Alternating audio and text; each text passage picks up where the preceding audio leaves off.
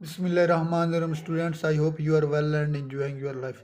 Students, आज जो हमारा टॉपिक का लास्ट टॉपिक है होम्योस्टेसिस चैप्टर का नाम और उसका लास्ट टॉपिक है।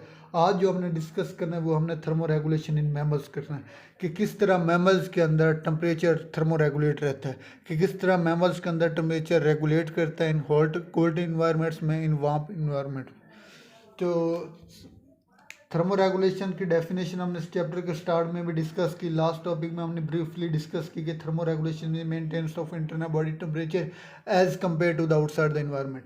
तो एंडोथर्मी, एंडोथर्मी उन एनिमल्स, उन मैमल्स को कहते हैं जिनका बॉडी टेम्परेचर 36 सेल्सियस स्केल से लेकर 38 सेल्सियस स्केल के दरमियान हो। एक नैरो रेंज के अंदर जिनका बॉडी टेम्परेचर रखने की एबिलिटी जो जानवर रखते हैं, उन जानवर को हम एंडोथर्मी कहते हैं। Animals has ability to maintain temperature within a narrow range 36 से 38। इनमें जो ह्यूमंस का वो 37 है, यानी कि ह्यूमंस भी इन मैमल्स में आते हैं, एंडोथर्म में आते हैं। तो इन एनिमल्स की इम्पोर्टेंस क्या है? जो इनकी इम्पोर्टेंस ये है कि जो एंडोथर्म होते हैं ये अपने बॉडी का टेम्परेचर मेंटेन रखते हैं, 30 यानी कि नैरो रेंज में रखते हैं। नैरो रेंज में किस तरह रखते हैं कि इनके जो बॉडी के अंदर जो एंजाइम होते हैं वो वर्क कर रहे होते हैं।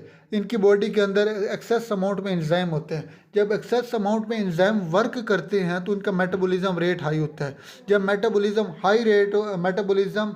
रेट हाई होता है तो उस वजह से इनके बॉडी के अंदर जो एनर्जी कंजर्वेशन, एनर्जी प्रोडक्शन वो हाई होता है। इस वजह से ये जो मैमल्स होते हैं ये ज़्यादा इंपॉर्टेंस है इनकी। इनमें कौन कौन से, इनमें बर्ड्स और मैमल्स होते हैं। इन इम्पोर्टेंस, दो इम्पोर्टेंस की वजह से, यानी कि हाई मेटाबॉलिक रेट्स और एबिलिटी ऑफ एनर्जी, इन दो इम्पोर्टेंस की वजह से ये जो एनिमल्स हैं, ये जो मैमल्स हैं, बर्ड्स और मैमल्स, इनको आप पूरे अर्ज पर ज़मीन के किसी कोने में, किसी भी डिस्ट्रीब्यूशन लेवल में आप जाके छोड़ दें, ये वहाँ की कंडीशंस को देखकर अपनी बॉडी को रेगुलेट कर रहेंगे और वहाँ रहना सीख जाएंगे। इसी तरह आपने देखोगे कि आप दुनिया के किसी कोने में भी चले जाएं, वहाँ बर्ड्स और मैमल लाजमीन आपको दिखाई देंगे। उसकी वजह क्या है? यही वजह को अपनी बॉडी के अंदर उनका मेटाबॉलिज्म रेट हाई होता है और मेटाबॉलिज्म रेट हाई होने की वजह से उनकी बॉडी के अंदर एनर्जी की प्रोडक्शन वो ज़्यादा होती है। Due to this acquired ability for adaptation associated with wide diversity of distribution in diverse region, यानी कि diverse region यानी कि दुनिया के किसी भी रीजन में इनकी प्रोडक्शन पाई जाएगी। एंडोथर्मिक रेगुलेशन, कि किस तरह वो एनिमल्स, किस तरह वो मैमल्स, किस तरह वो बर्ड्स अपने बॉडी का टेम्परेचर रेगुलेट करते हैं, एंडोथर्म रेगुलेट करते हैं। उनकी दो रीज़न है। फर्स्ट रीज़न क्या है जिस पे वो डिपेंड करते हैं? वो ये है कि उनकी बॉडी के अंदर मेटाबॉलिज्म क्या है। उनकी बॉडी के अंदर जो मेटाबॉलिज्म, जो heat production, the way of heat production है वो क्या है। सेकंड क्या है? सेकंड ये कि वो हीट, उनकी बॉडी के अंदर हीट गेन किस तरह होती है, हीट लॉस किस तरह होती है। ये जो हीट गेन और heat loss, metabolic heat production, ये किस तरह होते हैं, इसी को आगे हमने डिस्कस मुख्तलिफ इन्वायरमेंट्स में, यानी कि कोल्ड इन्वायरमेंट्स में उनकी कंडीशन क्या होती है, वार्म इन्वायरमेंट में इनकी कंडीशन क्या होती है। फॉर कोल्ड इन्वायरमेंट्स में, यानी कि कोल्ड इन्वायरमेंट्स में जो एनिमल्स रहते हैं, जो मैमल्स रहते हैं, उन्हें क्या प्रॉब्लम होता है और उन्हें एक्वायरमेंट्स क्या होती है और उन्होंने किस तरह अपनी बॉडी को अडेप्टेड करना है। प्रॉब्लम उन्हें क्या करते हैं? जो कोल्ड इन्वायरमेंट है वहाँ बॉडी टेम्परेचर लो होता है कोल्ड इन्वायरमेंट की वजह से, और उन्हें रिक्वायरमेंट्स क्या करना है, उन्हें ज़रूरत किस चीज़ की है, अपनी बॉडी टेम्परेचर हाई करना है। कोल्ड इन्वायरमेंट्स होने की वजह से अपने बॉडी का टेम्परेचर हाई करना है। अब उन्होंने अपने बॉडी का टेम्परेचर हाई किस तरह करना है, उसके आगे दो रीज़न, दो वे हैं, दो तरीके हैं। फर्स्ट क्या है? अपने बॉडी का टेम्परेचर हाई करने के लिए उन्होंने अपनी heat production in the body increase कर देना है। और सेकंड क्या है कि उन्होंने बॉडी के अंदर जो हीट की कंजर्वेशन है उसे भी इंक्रीज कर देना है। जब हीट की कंजर्वेशन और हीट की प्रोडक्शन इंक्रीज होगा तो उनका बॉडी टेम्परेचर इंक्रीज होगा। अब हीट प्रोडक्शन मैकेनिज्म, यानी कि किस तरह हीट प्रोडक्शन इंक्रीज की जाएगी और हीट कंजर्वेशन, ये आगे दो मैकेनिज्म, इन दो मैकेनिज्म को आगे हमने डिस्कस करना है ब्रीफली। हीट प्रोडक्शन मैकेनिज्म, ये आगे दो तरीके हैं, एक शीवरिंग थर्मोजेनेसिस और दूसरा नॉन शीवरिंग थर्मोजेनेसिस। शीवरिंग मीन कांपना और थर्म मीन हीट और जेनेसिस मीन प्रोडक्शन, यानी कि ऐसा प्रोसेस जिसके अंदर बॉडी कांप कर, यानी कि मसल्स की कंपनी की वजह से हीट प्रोडक्शन हो। इसकी रीज़न क्या है? कि जब हमें कंपार्ट होते हैं, हमारी बॉडी कांपती है, तो जो हमारे मसल्स होते हैं वो कॉन्ट्रैक्ट और रिलैक्स हो रहे हैं, कॉन्ट्रैक्ट और रिलैक्स हो रहे हैं। उनकी कॉन्ट्रैक्शन और रिलैक्सेशन की वजह से जो बॉडी की हीट प्रोडक्शन होती है वो इंक्रीज हो जाती है। फर्स्ट ये है शिवरिंग थर्मोजेनेसिस। और सेकंड क्या है? Non shivering thermogenesis. Non shivering thermogenesis में कुछ हार्मोन्स, कुछ ग्लैंड्स इन्वॉल्व होंगे जिसकी वजह से हीट प्रोडक्शन इंक्रीज होगी। वो ग्लैंड्स कौन से हैं? Thyroid gland. थायराइड ग्लैंड किस तरह हम अपनी हीट प्रोडक्शन करते हैं कि यानी कि इन्होंने ग्लूकोज की मेटाबॉलिज्म को इंक्रीज कर देना है। जब ग्लूकोज की मेटाबॉलिज्म इंक्रीज होगी तो जो प्रोडक्शन ऑफ हीट है वो इंक्रीज होगी। यानी कि ये एक नॉन शिवरिंग थर्मोजेनेसिस का फर्स्ट ये प्रोसेस। सेकंड, आपने अक्सर बच्चों को देखा होगा कि उन्हें सर्दी कम लगती है as compare to the older. उसकी रीज़न क्या है कि जो बच्चों में, चिल्ड्रंस में ब्राउन फैट्स होते हैं। सेकंड ये है। अब एनर्जी, ये तो थी हीट प्रोडक्शन मैकेनिज्म। अब हीट कंजर्वेशन मैकेनिज्म क्या है कि जो वैसो कंस्ट्रक्शन स्किन के अंदर ब्लड फ्लो को वैसो कंस्ट्रक्शन कहते हैं। अब हीट कंजर्व करना है। हीट कंजर्व किस तरह करना है कि जो blood flow in the skin है, स्किन के अंदर जो ब्लड फ्लो है इसे रोकना है, इसे कम करना है। जितना ज़्यादा स्किन के अंदर ब्लड फ्लो होगा, जितनी ज़्यादा ब्लड फ्लो ज़्यादा होगी, ब्लड वेसल्स डाइल्यूट होगी, तो उतना ज़्यादा हीट की जो रिलीज़ होगी, हीट बॉडी से रिमूव ज़्यादा होगी। अगर ब्लड वेसल्स, हीट स्किन में ब्लड वेसल्स कम हो तो जो हीट प्रोडक्शन है वो भी कम होगी। ये इस तरह हीट कंजर्व होगी। यानी कि blood flow to the skin, skin के अंदर ब्लड फ्लो कम होगा तो हीट रिलीज कम होगी, इस तरह हीट कंजर्व होगी। सेकंड क्या? कोल्ड है। सर्दियों में आपने अक्सर नोट किया होगा कि जो सर्दियों में हमारे हाथ या पाँव ये ठंडे होते हैं, जबकि हमारा ब्रेन, हार्ट, स्टमक, ये जो ट्रंक पार्ट होते हैं ये गर्म होते हैं। इसकी रीज़न क्या है? यहाँ क्वेश्चन होता है, राइज होता है क्वेश्चन कि क्या सर्दियों में जो हमारे थर्मोजेनेसिस का प्रोसेस है, थर्मोरेगुलेशन का प्रोसेस है, वो ओनली हमारे ट्रंक पार्ट के लिए होता है, जबकि हमारे हैंड्स और फुट्स वो तो ठंडे ही ठंडे होते हैं। इसका आंसर ये नहीं है कि वो वाकई हमारे सिर्फ ट्रंक पार्ट्स के लिए, बल्कि नहीं, वो वर्क करता है, थर्मोरेगुलेट्स ब्रेन के लिए भी उतना ही करता है और हाथों के लिए उतना ही करता है। लेकिन जो मेन पार्ट्स होते हैं, जो मेन वाइटल इंपॉर्टेंस जिनकी ज़्यादा ज़रूरत होती है, उनके लिए हीट प्रोडक्शन ज़रूरत ज़्यादा होती है। इसके आपको कॉमन एग्जांपल दूँ, आपने अक्सर देखा होगा कोई वज़ीर आज़म, कोई सीएम या कोई सदर कहीं जा रहा हो तो उसके साथ गार्ड्स होते हैं, गार्ड्स उसकी प्रोटेक्शन के लिए। खुदा ना खास्ता अगर उस पर कोई किसी किस्म का अटैक होता है तो सबसे पहले जो अगर फर्स्ट लाइन जो होती है, जो सबसे पहले मारे जाते हैं उसके गार्ड्स होते हैं। उसके बाद गार्ड खुद मर जाते हैं लेकिन अपने सदर, पीएम, सीएम को बचा लेते हैं। हालांकि वो भी तो इंसान है और सदर भी इंसान है। इसकी रीज़न क्या है कि उस जो सदर है उसकी ज़्यादा ज़रूरत है as compare to the guards. इसी तरह जो हमारे हाथ है इसकी इतनी ज़रूरत नहीं होती जितनी कि हमारे ब्रेन और दिल या स्टमक बाकी पार्ट्स की होती है। आपने अक्सर नोट किया होगा कि जो अगर आपको कोई सर में डंडा मारे तो आपके जो हाथ होते हैं आगे उसके डंडे के आगे आ जाते हैं। यानी कि हाथ भी तो आपकी बॉडी का हिस्सा है और ब्रेन भी आपकी बॉडी का हिस्सा है। तो ब्रेन को बचाने के लिए, ब्रेन की हिफाजत करने के लिए आपका जो हाथ है वो आगे आते हैं, और ताकि ब्रेन की ज़्यादा ज़रूरत है। तो अगर आपके हाथ कट जाएं तो आप ज़िंदा रह सकते हैं, लेकिन अगर आपका दिल निकल जाए तो आप ज़िंदा नहीं रह सकते। इसी तरह ऑन कोल्ड डे जो टेम्परेचर होता है वो बॉडी की जो सबसे पहले ज़रूरत होती है, वो कहते हैं कि अपने मेन जो पार्ट्स हैं, वाइटल जिनका रोल है, उन्हें सबसे पहले रेगुलेट करना है। उसके बाद अगर हीट की प्रोडक्शन ज़्यादा हो तो बाकी बॉडी के पार्ट्स को भी हीट देनी है। On a cold day temperature several degree lower arms and legs, यानी कि आर्म्स और लेग्स में टेम्परेचर लो होता है as compare to the trunks. Trunks में टेम्परेचर मेंटेन होता है 37 ही होता है, लेकिन जो आर्म्स और लेग्स इसमें 37 नहीं होता है। इसकी रीज़न क्या है कि these are the vital organs. Vital organs होने की वजह से इनकी हीट की प्रोडक्शन यहाँ से ज़्यादा कर दी जाती है। अगर उसके बाद हीट बच जाए तो इन पार्ट्स को, जो आर्म्स और लेग्स, इनको प्रोवाइड की जाती है, लेकिन सबसे पहले जो वाइटल ऑर्गन्स है उनको प्रोवाइड की जाती है। सेकंड, बाय फर्स। परिंदे अपनी बॉडी को किस तरह हीट कंजर्व करती हैं, यानी कि उनके परिंदे के ऊपर आपने देखा होगा हेयर्स होते हैं। हेयर्स होने की वजह से उनकी जो एयर होती है इन्वायरमेंट से वो ट्रैप हो गई जाती है, उनकी स्किन के साथ ट्रैप हो जाती है। एयर मालिक्यूल्स उनके स्किन के साथ ट्रैप होने की वजह से जो उनकी हीट इनसाइड द बॉडी है वो आउटसाइड द बॉडी रिमूव नहीं होती, जिसकी वजह से inside the body heat conserve रहती है। वो क्या करते हैं हीट कंजर्व करने के लिए? अपने फर्ज को रेज कर देते हैं, अपने फर्ज को ओपन कर देते हैं और trapping the thick layer of air, यानी कि एयर की एक लेयर को अपने उन फर्ज के अंदर ट्रैप कर लेते हैं, जिसकी वजह से उनकी बॉडी के इनसाइड जो हीट प्रोडक्शन है वो कंजर्व। सेकंड क्या है? Fatty layers. फैटी लेयर्स हमारी, आपने देखा होगा ये बॉडी की स्किन है, ये एज एन इंसुलेशन वर्क करती है। इस इंसुलेशन किस तरह वर्क करती है कि इसके अंदर जो स्किन के अंदर डर्म्स लेयर्स होती है। डर्म्स लेयर क्यों होती है? क्योंकि अंदर फैटी एसिड होते हैं, फैटी लेयर्स होती है। जो फैट्स होते हैं ये हीट की जो कंजर्वेशन, हीट के अपने अंदर ऑब्जर्व करने की कैपेसिटी सबसे ज़्यादा फैट्स में होती है। तो ह्यूमंस की जो स्किन के इनसाइड होता है वो फैटी लेयर होती है, ताकि जो इनसाइड द हीट है वो कंजर्व रह सके और heat outside the body remove ना हो सके, रिलीज ना हो सके, वेस्ट ना हो सके। Human mostly relay layer of insulating fats just beneath the skin. Skin के नीचे डर्म्स की जो लेयर्स होती है वो फैटी लेयर्स होती है, ताकि जो हीट की जो प्रोडक्शन है वो बच सके, वेस्ट ना हो सके।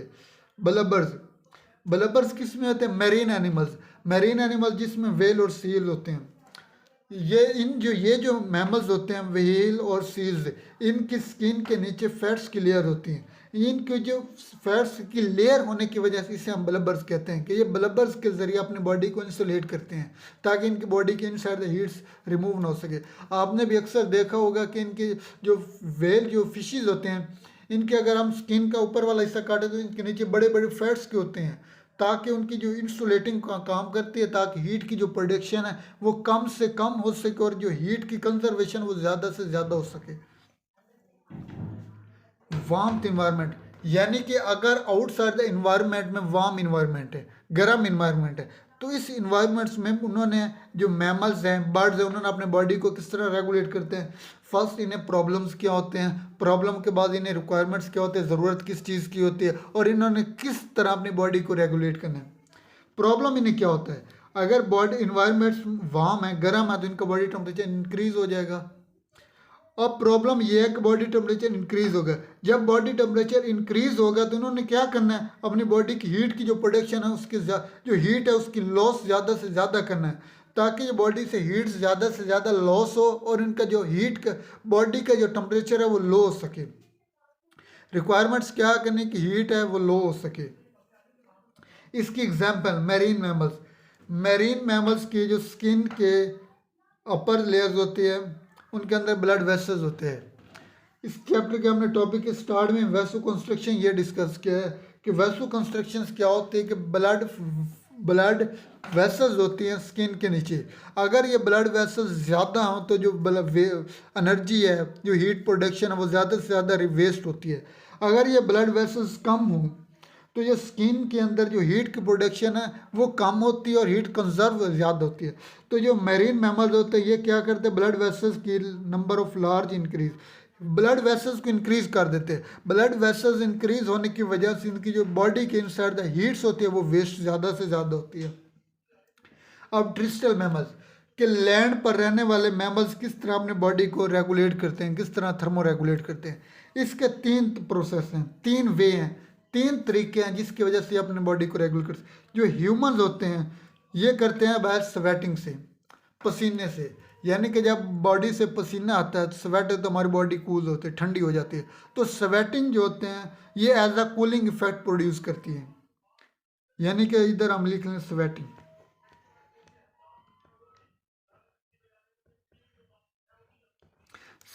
स्वेटिंग कूलिंग इफेक्ट प्रोड्यूस करती है। अब जो डॉग्स होता है इनका क्या प्रोसेस है, इन्होंने अपने बॉडी को किस तरह कूल कर दिया? पेंटिंग। पेंटिंग हमने लास्ट टॉपिक में हमने ब्रीफली डिस्कस किया था कि जो डॉग्स होते हैं इन्होंने गर्मियों में आपने अक्सर नोट किया होगा कि ये ज़बान से इनका पानी टपक रहा होता है। ये ज़बान से पानी क्या टपक रहा है? ये इनकी बॉडी से हीट रिमूव हो रही है और ये पानी टपक रहा है ज़बान से, ये इनकी बॉडी को कूलिंग इफेक्ट प्रोड्यूस कर रही है और इस प्रोसेस को हम पेंटिंग कहते हैं। बैट्स, बैट्स किस तरह? जितने भी मैमल्स हैं उनमें जो यूनिक है वो बैट्स है, और जितने बर्ड्स हैं उनमें भी जो यूनिक है वो भी बैट्स है। तो बैट्स क्यों एज अ मैमल भी है और एज अ बर्ड्स भी है। ये अपनी बॉडी को किस तरह रेगुलेट करता है? इन ये जो अपनी बॉडी को, इसकी बॉडी की जो हीट होती है, एक्सेस हीट, वो उसे स्टोर करके यूराइन में भेज देता है, और यूराइन और सलाइवा से जो हीट होती है, एक्सेस हीट, वो रिमूव हो जाती है। यानी कि इसने बाहर सलाइवा और यूराइन के जरिए अपनी बॉडी की एक्सेस हीट को रिमूव कर। ये था कोल्ड इन्वायरमेंट्स और वार्म इन्वायरमेंट में किस तरह एनिमल्स, खसूसन बर्ड्स और मैमल्स अपनी बॉडी को रेगुलेट्स करते हैं। अब जो आगे हमने करना है वो करना है फीडबैक मैकेनिज्म।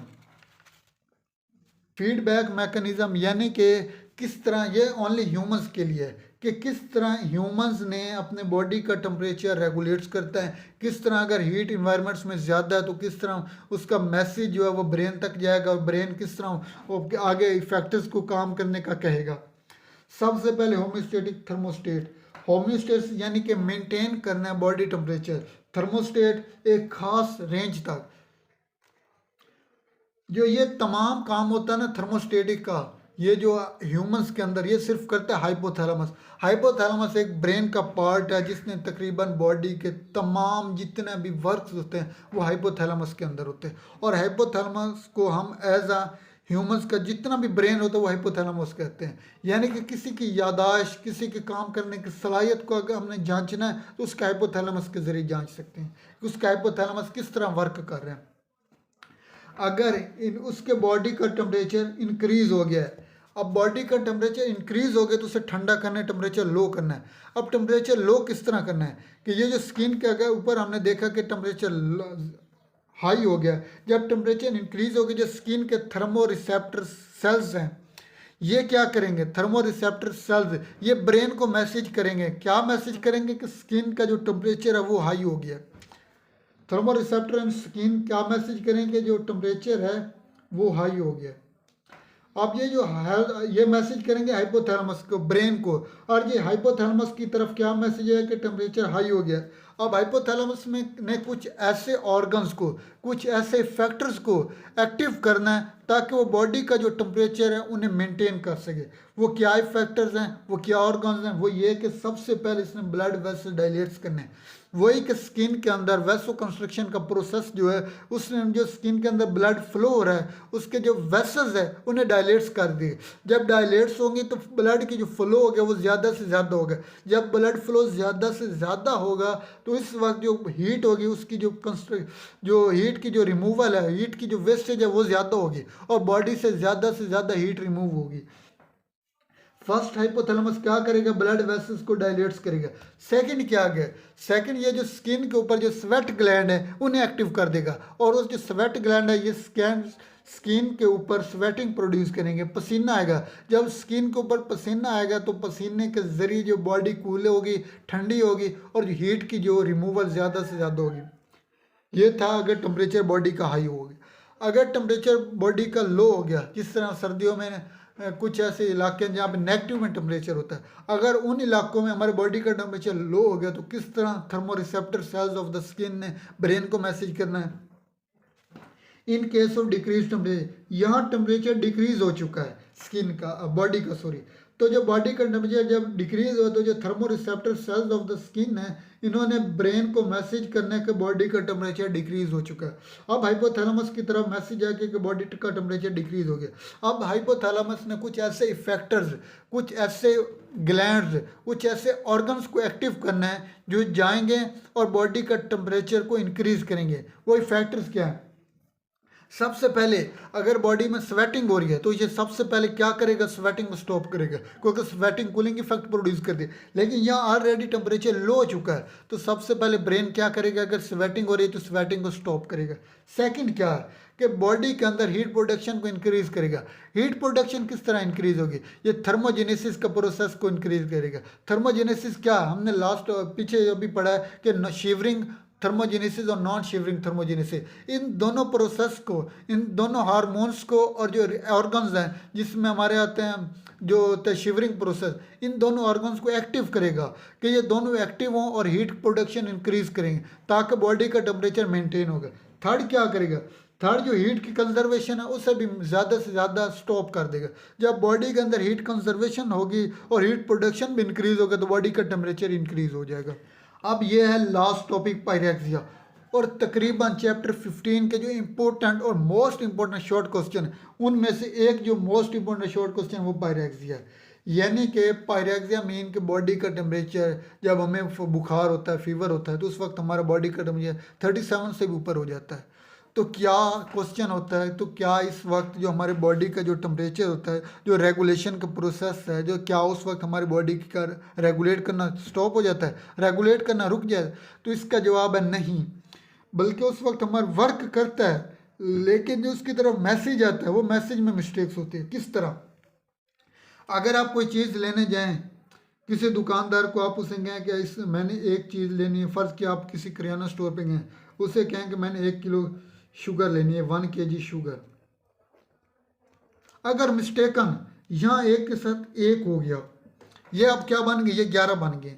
अब वो तो दुकानदार के बाद जब आप ये यूं लिख कर देंगे, वो आपको 11 kg की शुगर देगा, लेकिन आप उससे लड़ना तो नहीं शुरू कर देंगे कि आपने मुझे गलत दिया है, बल्कि मिस्टेक कहाँ हुई? मिस्टेक लिखने में हुई। इसी तरह जब हमें बुखार होता है, ये हमारा बॉडी का टेम्परेचर हाई होता है, ये किस वजह से होता है? ये बैक्टीरियल या वायरल इन्फेक्शंस की वजह से होते हैं।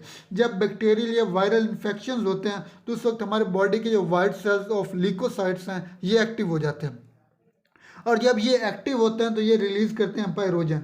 जब पायरोजन रिलीज़ होते हैं तो जो पायरोजन है, ये जो पायरोजन है, ये जो सेट पॉइंट है, जो 37 सेल्सियस स्केल है, इसको अप कर देता है।